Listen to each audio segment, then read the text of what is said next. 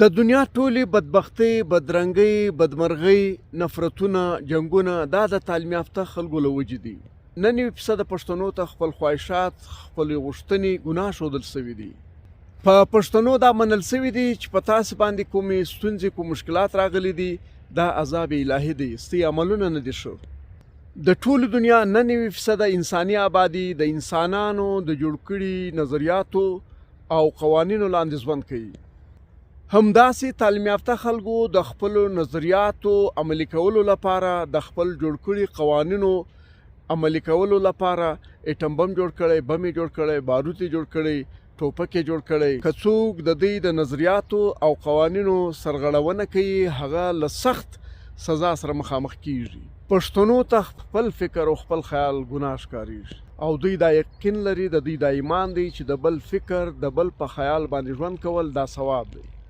همداسې پښتون له خپل کوره رانیولې په کلي کې له ورور سره، له ښځې سره، له هر چا سره په خپل فکر نه د بل په فکر ژوند کوي. پښتون خپله لار نه لري، د بل په لار روان دی او له دنیا سره د بل په لار ژوند کوي.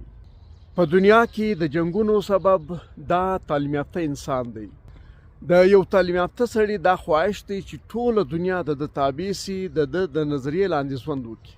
او یو تعلیم یافته سړی، هوښیار سړی د هر سړي په مزغو کې د هغه فکر وژني، د هغه غوښتنې وژني، د هغه ضرورتونه وژني او دا ورته ثابتوي چې په تا باندې کوم مشکلات، ستونزې راغلي، کومې بدبختي راغلي، دا عذاب الهي دی. او ټولو پښتنو دا خبره منلې هم ده. ولې چې پښتانه خپل دماغ نه استعمالوي. پښتنو لکه قرآن پاک چې په 40 جامو کې پیچلی او بیا یې تړلی، پښتنو خپل مغزو ته 40 دانې لوتي کڅوړې راغوستې دي، ټینګ یې تړلي دي، سالم یې ساتلی دي او دغه دماغ دغسې بغیر استعماله له ځان سره و قبر ته یوسي. د دنیا ټول انسانان برابر دي، ټول پښتانه برابر دي. د نسل په اعتبار باندې موږ د آدم علیه السلام اولاده یو. نو ټولو پښتنو ته خواست کوم چې پښتنو ورونو خپل دماغونه استعمال کړي، له خپله فکره کار واخلي، خپل عقل استعمال کړي. دا داسې سالم قبر ته وړل دا هم ګناه ده. خپل دماغ نه استعمالول دا هم ګناه ده. تاسو چې کله خپل ستونزې حلوئ، له خپل دماغ هم کار اخلئ. په کور کې چې ژوند کوئ، له خپلو مغزو هم کار اخلئ.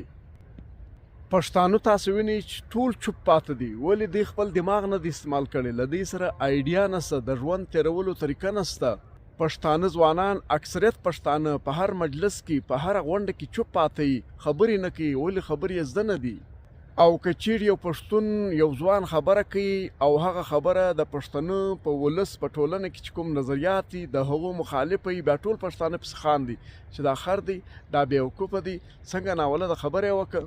ولې پښتون قام خو ټول غلام دی، ټول د نورو په نظریاتو باندې، د نورو په فکر باندې ژوند کوي او دوی ته د خپل فکر ګناه ښودل سوی دی.